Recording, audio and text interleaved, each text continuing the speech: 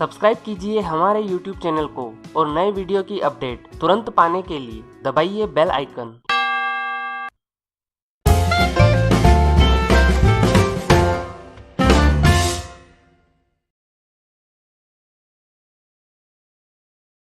नमस्कार दोस्तों, आज हम बात करेंगे स्टोकेस्टिक के विषय में। स्टोकेस्टिक टेक्निकल इंडिकेटर्स का ही एक रूप है। टेक्निकल एनालिसिस के लिए उपयोग में आने वाला यह एक बहुत ही प्रसिद्ध इंडिकेटर है। जॉर्ज लेन ने यह इंडिकेटर सन 1950 में विकसित किया था। दोस्तों, जो लोग इंडिकेटर्स के विषय में थोड़ा बहुत जानते हैं या जिन्हें बाजार में लंबा अनुभव है इंडिकेटर्स का, उन सभी ट्रेडर्स के हिसाब से स्टोकेस्टिक बहुत ही लोकप्रिय और महत्वपूर्ण इंडिकेटर है। स्टोकेस्टिक हर तरह के बाजार में काम आने वाला एक महत्वपूर्ण इंडिकेटर है। चाहे आप शेयर बाजार में काम करें या फ्यूचर बाजार में, चाहे आप कमोडिटी बाजार में काम करें या फॉरेक्स बाजार में, स्टोकेस्टिक हर तरह के बाजार में बहुत ही अच्छी तरह से काम करता है। दोस्तों, स्टोकेस्टिक कम समय की अवधि के ट्रेडर के लिए और लंबे समय की अवधि के ट्रेडर के लिए एक समान रूप से बहुत ही महत्वपूर्ण है। और स्टोकेस्टिक इंडिकेटर की सबसे खास बात यह है कि जब आप स्टोकेस्टिक के साथ काम करते हैं तो आपको यह आसानी से पता चल जाता है कि बाजार कब ओवरबॉट है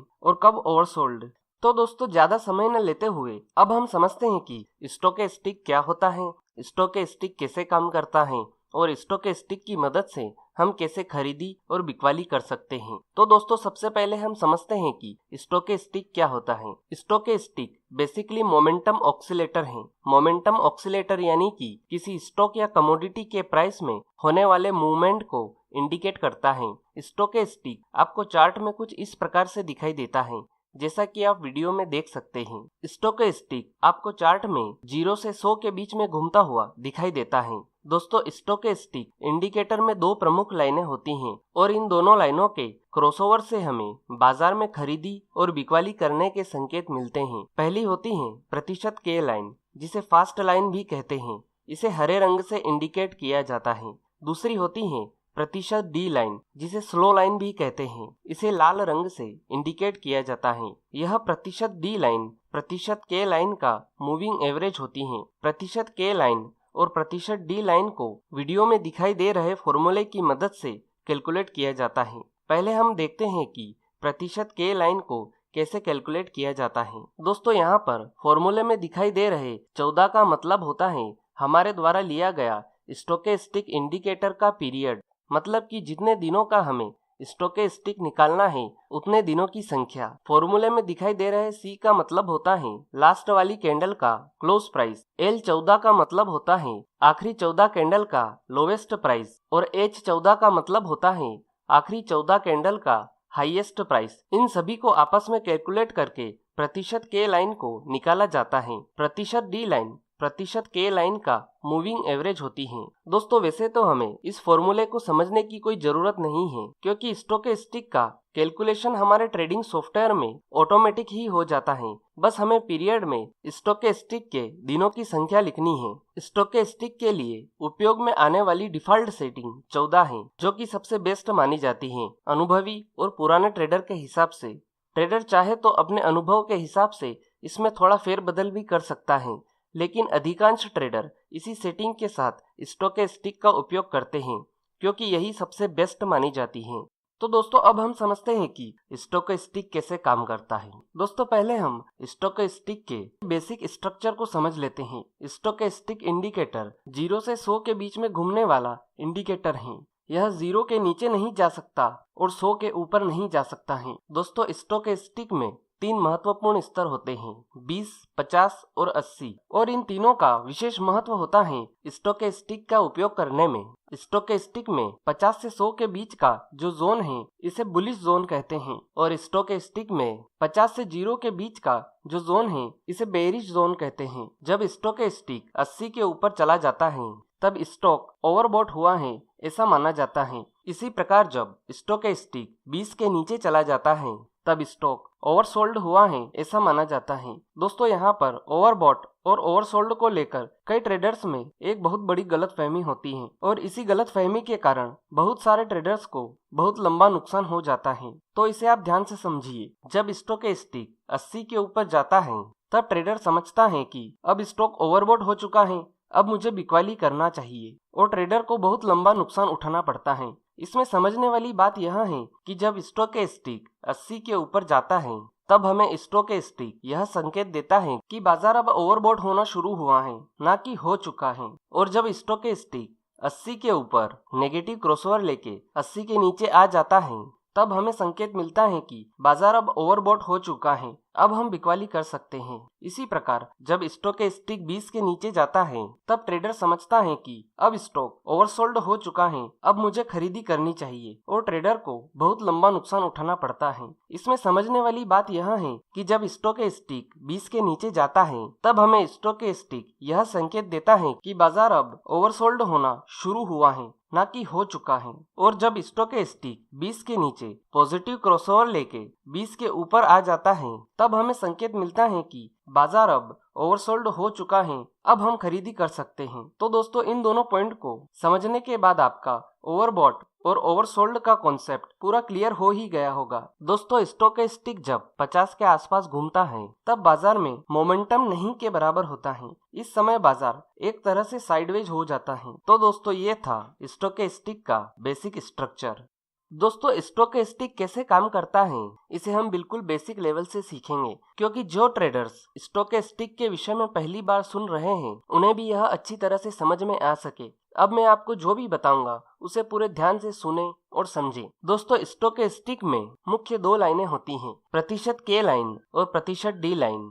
ये दोनों लाइनें 0 से 100 के बीच में घूमते हुए बाजार में खरीदी और बिकवाली के संकेत देती हैं। और जब भी प्रतिशत के लाइन और प्रतिशत डी लाइन एक दूसरे को क्रॉसओवर करती हैं तब हमें बाजार में खरीदी और बिकवाली करने का संकेत मिलता है। स्टोकेस्टिक इंडिकेटर में दो प्रकार के क्रॉसओवर होते हैं। पहला है पॉजिटिव क्रॉसओवर यानी कि बुलिश क्रॉसओवर, और दूसरा है नेगेटिव क्रॉसओवर यानी कि बेयरिश क्रॉसओवर। जब प्रतिशत के लाइन प्रतिशत डी लाइन को नीचे से ऊपर की ओर क्रॉसओवर करती हैं तो हमें खरीदी करने का संकेत मिलता है, इसे हम पॉजिटिव क्रॉसओवर कहते हैं। और जब तक प्रतिशत के लाइन प्रतिशत डी लाइन के ऊपर की दिशा में होती हैं तब तक बाजार बुलिश ट्रेंड में होता है। और जब प्रतिशत के लाइन प्रतिशत डी लाइन को ऊपर से नीचे की ओर क्रॉसओवर करती हैं तो हमें बिकवाली करने का संकेत मिलता है, इसे हम नेगेटिव क्रॉसओवर कहते हैं।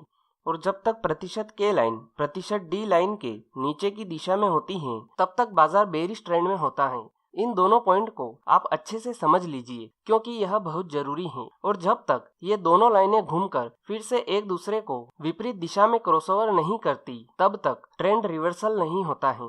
तो चलिए दोस्तों, अब हम समझते हैं कि स्टोकेस्टिक जब इंट्राडे और डेली चार्ट में 20 और 80 के बीच में होता है तो हमें क्या संकेत मिलता है। जब स्टोकेस्टिक 20 के पास आकर पॉजिटिव क्रॉसओवर देकर बढ़ना शुरू होता है, या जब स्टोकेस्टिक 20 के नीचे जाकर पॉजिटिव क्रॉसओवर देकर फिर से घूमकर 20 के ऊपर आ जाता है, तब बाजार में खरीदी करने का संकेत मिलता है। और जब स्टोकेस्टिक 80 के पास आकर नेगेटिव क्रॉसओवर देकर घटना शुरू होता है, या जब स्टोकेस्टिक 80 के ऊपर जाकर नेगेटिव क्रॉसओवर देकर फिर से 80 के नीचे आ जाता है, तब बाजार में बिकवाली करने का संकेत मिलता है। जो इंट्राडे ट्रेडर होते हैं वो इस रेंज का अच्छा फायदा उठा सकते हैं। इस रेंज में हमेशा कंफर्मेशन मिलने के बाद काम करने की सलाह दी जाती है, जिससे कि विहिप्सों की संभावना से बचा जा सके। विहिप्सों के विषय में मैं आपको पहले ही बता चुका हूं। अगर आपने अभी तक विहिप्सों का वीडियो नहीं देखा है तो आप इस वीडियो की डिस्क्रिप्शन में जाकर यह वीडियो देख सकते हैं।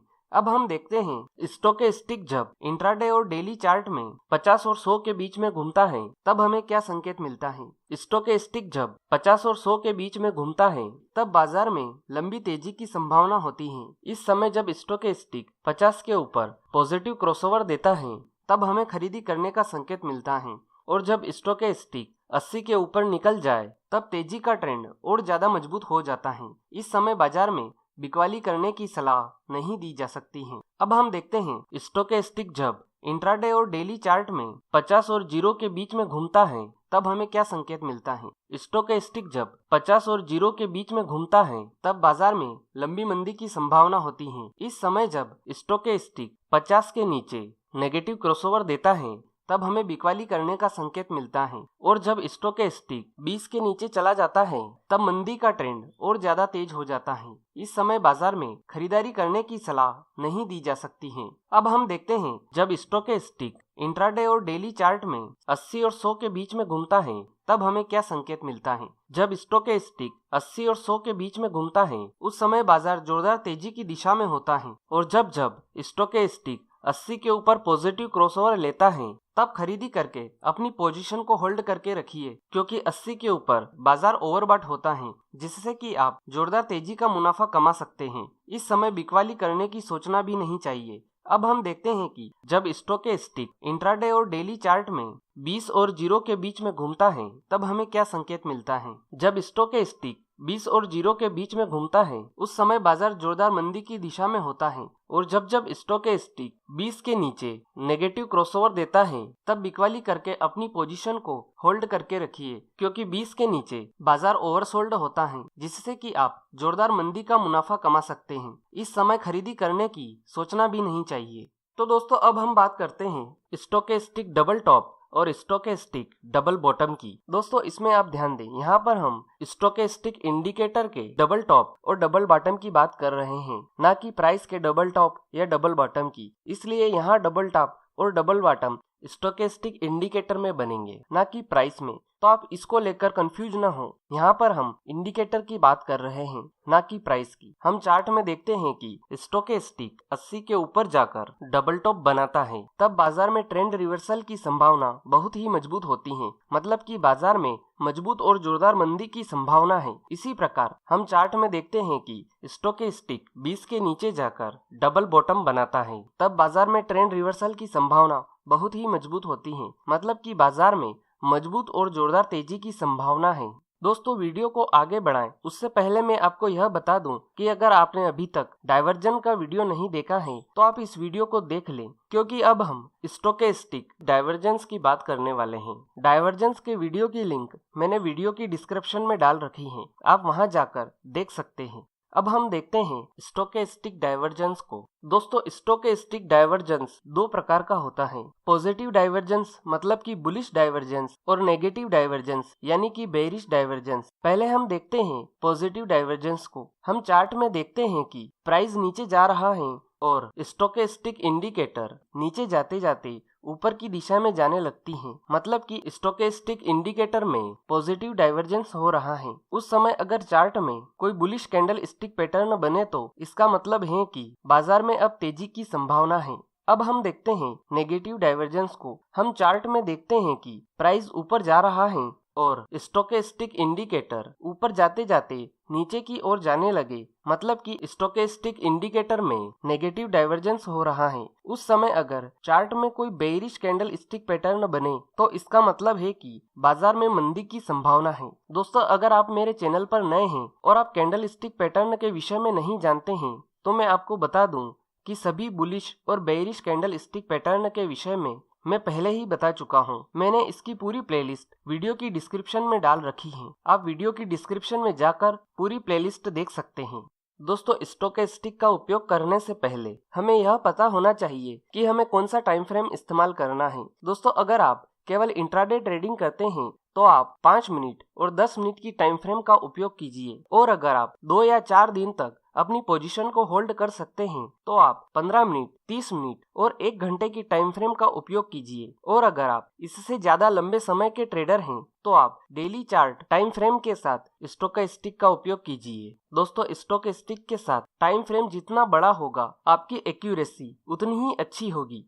अब हम समझते हैं कि स्टोकेस्टिक की मदद से हम खरीदी और बिकवाली कैसे कर सकते हैं। दोस्तों हम वीडियो को आगे बढ़ाएं उससे पहले मैं आपको यह बता दूं कि अगर आपने अभी तक रिस्क रिवार्ड रेशियो और स्टॉप लॉस थ्योरी का वीडियो नहीं देखा है तो आप इस वीडियो की डिस्क्रिप्शन में जाकर यह दोनों वीडियो देख लीजिए, क्योंकि रिस्क रिवार्ड रेशियो और ट्रेलिंग स्टॉप लॉस का उपयोग स्टोकेस्टिक के साथ खरीदी और बिकवाली करने में महत्वपूर्ण है। दोस्तों स्टोकेस्टिक के साथ खरीदी और बिकवाली करने के दो तरीके हैं, क्रॉसओवर और डाइवर्जेंस। तो चलिए इन दोनों तरीकों को हम पूरा विस्तार से समझते हैं। पहले हम समझते हैं क्रॉसओवर वाला तरीका कि क्रॉसओवर के साथ खरीदी कैसे कर सकते हैं। दोस्तों चार्ट में हम देखते हैं कि स्टोकेस्टिक में 20 के ऊपर पॉजिटिव क्रॉसओवर हो रहा है। अब हमें इसमें खरीदी करने के लिए यह देखना है कि जिस कैंडल में स्टोकेस्टिक का पॉजिटिव क्रॉसओवर हो रहा है उसके बाद वाली कैंडल में हमें खरीदी करना है। इसके बाद हमें इसमें स्टॉप लॉस लगाने के लिए यह देखना है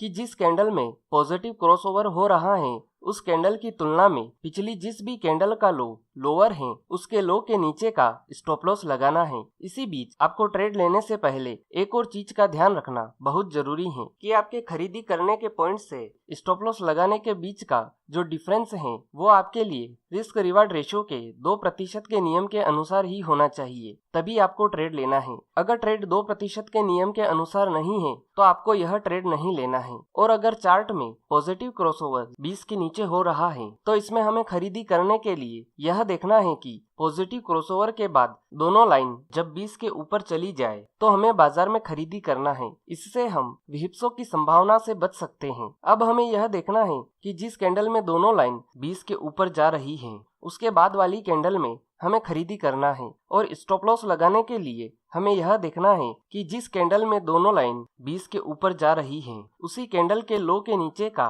स्टॉप लॉस लगाना है। इसमें भी आपको रिस्क रिवार्ड रेशियो के 2% के नियम का ध्यान रखना है, मतलब कि खरीदी करने के पॉइंट से स्टॉप लॉस लगाने के बीच का डिफरेंस रिस्क रिवार्ड रेशियो के 2% के नियम के अनुसार होना चाहिए। और ट्रेड लेने के बाद आपको ट्रेलिंग स्टॉप लॉस का उपयोग करना है। अब इसमें आखिरी पॉइंट यह है कि हमें प्रॉफिट बुक कहां पर करना है। दोस्तों, प्रॉफिट बुक करने के लिए आपको यह देखना है कि जब तक स्टोकेस्टिक में कोई नेगेटिव क्रॉसओवर नहीं होता तब तक आपको प्रॉफिट बुक नहीं करना है। जब नेगेटिव क्रॉसओवर हो जाए तो आपको तुरंत प्रॉफिट बुक करना है। और अगर कभी आपका ट्रेलिंग स्टॉप लॉस हिट हो जाए तो भी आप उसे प्रॉफिट बुक ही समझे। ट्रेलिंग स्टॉप लॉस हिट होने के बाद आप कोई नया ट्रेड न ले, यह बात आप हमेशा ध्यान रखें। तो दोस्तों, इस प्रकार से हम स्टोकेस्टिक के पॉजिटिव क्रॉसओवर के साथ खरीदी कर सकते हैं।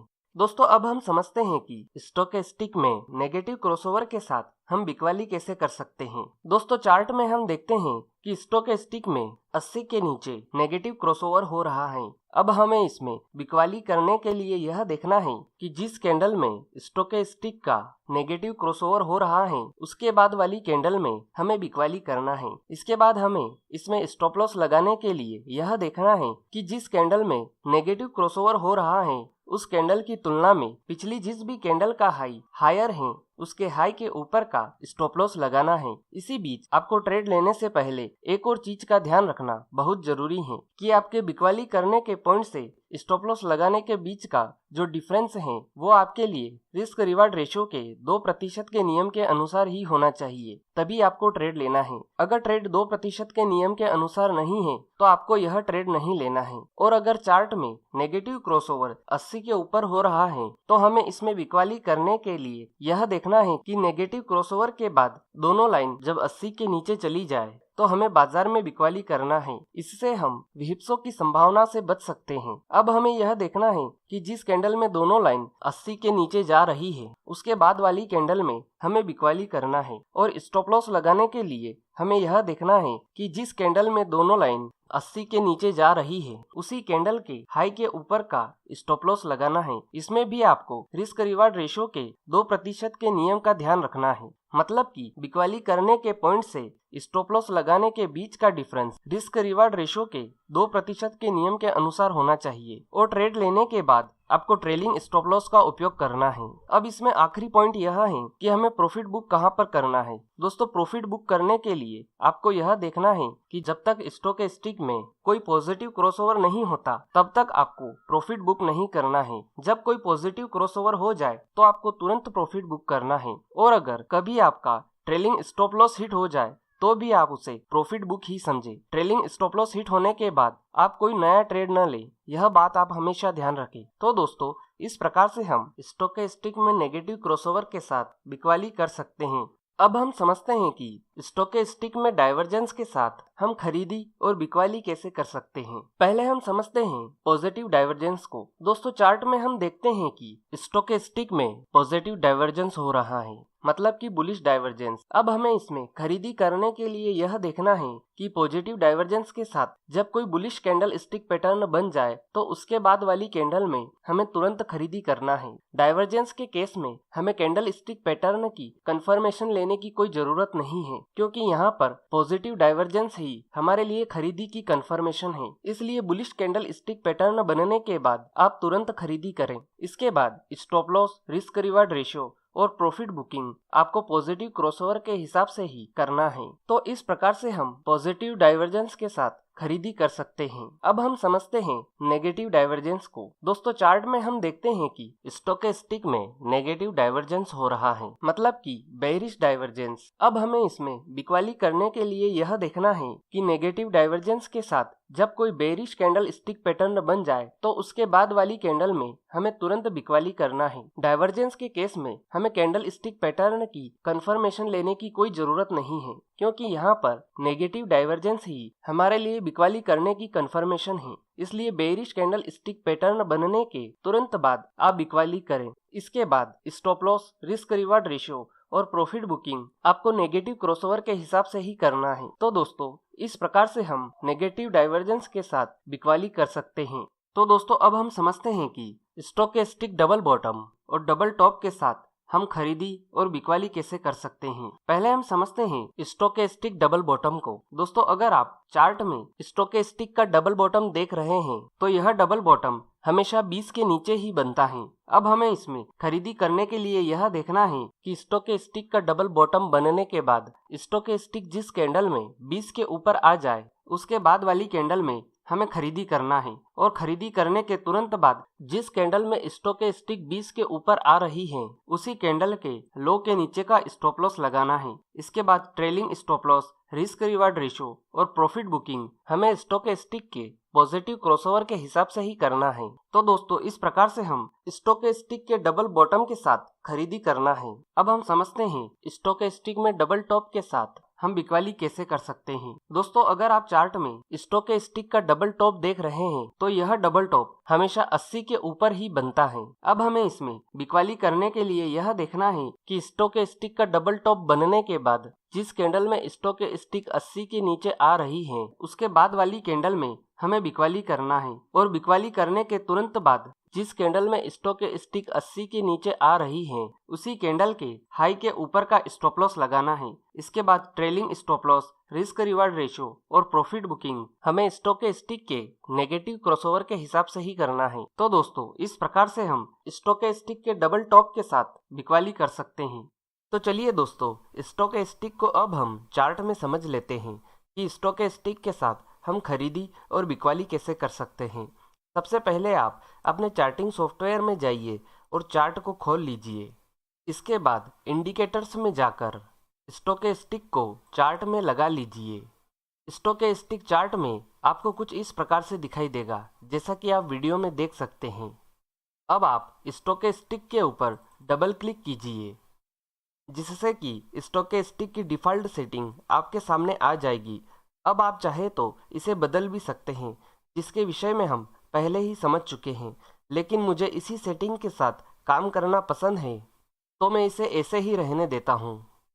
अब हमें चार्ट में अपना टाइम फ्रेम सिलेक्ट करना है, तो मुझे पसंद है 15 मिनट का टाइम फ्रेम, तो मैं इसे सिलेक्ट कर लेता हूँ। पहले हम समझते हैं कि स्टोकेस्टिक के साथ हम खरीदी कैसे कर सकते हैं। तो दोस्तों चार्ट में आप देखिए कि 20 के नीचे स्टोकेस्टिक में पॉजिटिव क्रॉसओवर हो रहा है। तो अब हमें इसमें खरीदी करने के लिए यह देखना है कि पॉजिटिव क्रॉसओवर के बाद जब दोनों लाइनें 20 के ऊपर चली जाए तो हमें खरीदी करना है। तो यहाँ पर इस वाली कैंडल में दोनों लाइनें 20 के ऊपर जा रही हैं, तो हमें इसके बाद वाली कैंडल यानी कि इस कैंडल में खरीदारी करना है, और खरीदारी करने के तुरंत बाद जिस कैंडल में स्टोकेस्टिक की दोनों कैंडल 20 के ऊपर जा रही हैं उसी कैंडल के लो के नीचे का स्टॉप लॉस लगाना है। मतलब कि हमें इस कैंडल के लो के नीचे का स्टॉप लॉस लगाना है। इसी बीच आपको खरीदी करने से पहले एक और बात का ध्यान रखना बहुत ज़रूरी है कि आपके खरीदी करने के पॉइंट से स्टॉप लॉस लगाने के पॉइंट के बीच का जो डिफरेंस है वो रिस्क रिवार्ड रेशो के 2% के नियम के अनुसार ही होना चाहिए, तभी आपको ट्रेड लेना है। इसके बाद प्रॉफिट बुकिंग के लिए आपको यह देखना है कि जब स्टोकेस्टिक कोई नेगेटिव क्रॉसओवर दे दे तो उसके बाद हमें प्रॉफिट बुक करना है। तो यहाँ पर स्टोकेस्टिक 80 के ऊपर जाकर नेगेटिव क्रॉसओवर दे रहा है, लेकिन हमें यहाँ पर एक और बात का ध्यान रखना बहुत ज़रूरी है कि जब तक स्टोकेस्टिक 80 के ऊपर होता है तब बाज़ार ओवरबॉट होता है और ऐसी स्थिति में बाज़ार अच्छी तेज़ी दिखाता है। तो हम यहाँ पर स्टोकेस्टिक के 80 के नीचे आने का इंतज़ार करेंगे। तो आप देखिए कि इस वाली कैंडल में स्टोकेस्टिक 80 के नीचे आ रहा है, तो हमें इस वाली कैंडल में प्रॉफिट बुक करना है। तो दोस्तों, इस प्रकार से हम स्टोकेस्टिक के पॉजिटिव क्रॉसओवर के साथ खरीदी कर सकते हैं। अब हम देखते हैं कि स्टोकेस्टिक के नेगेटिव क्रॉसओवर के साथ हम बिकवाली कैसे कर सकते हैं। तो दोस्तों, आप चार्ट में देखिए कि स्टोकेस्टिक में 80 के नीचे नेगेटिव क्रॉसओवर हो रहा है। तो अब हमें इसमें बिकवाली करने के लिए यह देखना है कि जिस कैंडल में स्टोकेस्टिक का नेगेटिव क्रॉसओवर हो रहा है उसके बाद वाली कैंडल में हमें बिकवाली करना है। तो इस कैंडल में स्टोकेस्टिक का नेगेटिव क्रॉसओवर हो रहा है, इसका मतलब है कि हमें इस वाली कैंडल में बिकवाली करना है। और बिकवाली करने के तुरंत बाद जिस कैंडल में स्टोकेस्टिक का नेगेटिव ब्रेकआउट हो रहा है उसी कैंडल के हाई के ऊपर का हमें स्टॉप लॉस लगाना है। इसी बीच आपको एक और चीज़ का ध्यान रखना बहुत ज़रूरी है कि आपके बिकवाली करने के पॉइंट से स्टॉप लॉस लगाने के पॉइंट के बीच का जो डिफरेंस है वो रिस्क रिवार्ड रेशो के 2% के नियम के अनुसार ही होना चाहिए, तभी आपको ट्रेड लेना है। इसके बाद प्रॉफिट बुकिंग के लिए आपको यह देखना है कि जब स्टोकेस्टिक कोई पॉजिटिव क्रॉसओवर दे दे तो उसके बाद आपको तुरंत प्रॉफिट करना है। तो आप यहाँ देखिए कि स्टोकेस्टिक 20 के नीचे पॉजिटिव क्रॉसओवर दे रहा है, लेकिन इसी बीच हमें एक और चीज़ का ध्यान रखना बहुत ज़रूरी है कि 20 के नीचे बाज़ार ओवरसोल्ड होता है। तो अब हमें इसमें प्रॉफिट बुकिंग के लिए यह देखना है कि जब दोनों लाइन 20 के ऊपर निकल जाए तब हमें प्रॉफिट बुक करना है। तो यहाँ पर इस वाली कैंडल में दोनों लाइन 20 के ऊपर जा रही हैं, तो हमें इस वाली कैंडल में प्रॉफिट बुक करना है। तो दोस्तों, इस प्रकार से हम स्टोकेस्टिक के नेगेटिव क्रॉसओवर के साथ बिकवाली कर सकते हैं। तो दोस्तों, ये थी स्टोकेस्टिक के विषय में संपूर्ण जानकारी। उम्मीद है आपको यह वीडियो पसंद आया होगा। अगर वीडियो से जुड़ा हुआ कोई भी सवाल आपके दिमाग में है तो आप कमेंट बॉक्स में जाकर पूछ सकते हैं। आज के लिए इतना ही, फिर मिलेंगे। गुड बाय, धन्यवाद।